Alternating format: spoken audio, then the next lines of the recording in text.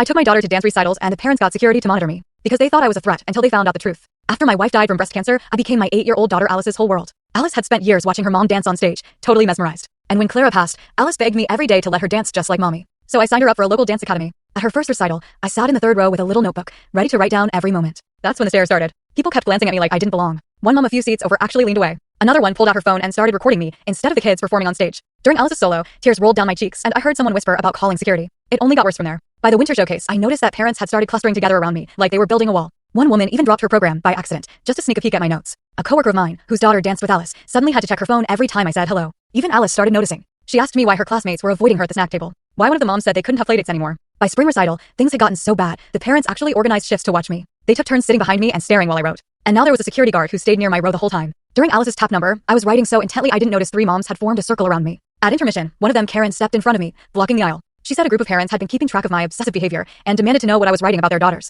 Her voice was loud, and everyone turned to stare. I told her what I was writing was private, and she immediately threatened to have me removed. Then another dad stepped in and said maybe I should find a different place for Alice to dance. That's when Alice walked in, still in costume. She saw me surrounded by angry adults. Her face fell, and then she just burst into tears. The next week, the studio director, Mrs. Baker, called a meeting. I sat at a table with her, 2 board members, and Karen. They confronted me with formal complaints, accusing me of inappropriate behavior, documenting children, and creating an unsafe environment. Mrs. Baker calmly said I had 2 choices, show them the notebook, or Alice would be removed from the program. My hands were shaking. I opened my mouth and said, my wife Clara died 18 months ago. The room went dead silent. I explained that Clara used to teach at that very studio before Alice was even born. She'd been diagnosed with stage 4 breast cancer when Alice was 6. And during treatment, she was too weak to attend recitals. So I went alone. I took notes on every moment and wrote Clara letters. I told them how I'd come home and write to her about Alice nailing her pirouette, about her smiling during her tap solo, about how the other girls cheered her on. Then I'd read those letters to Clara in the hospital. It was the only way she could feel like she was still a part of Alice's dancing. She died just 2 weeks before Alice's first solo. I opened the notebook with trembling hands and showed them the pages. Every one of them started with Dear Clara. They were filled with notes about Alice's growth, her routines, and even memories of Clara's own time dancing. I still write the letters. After every recital.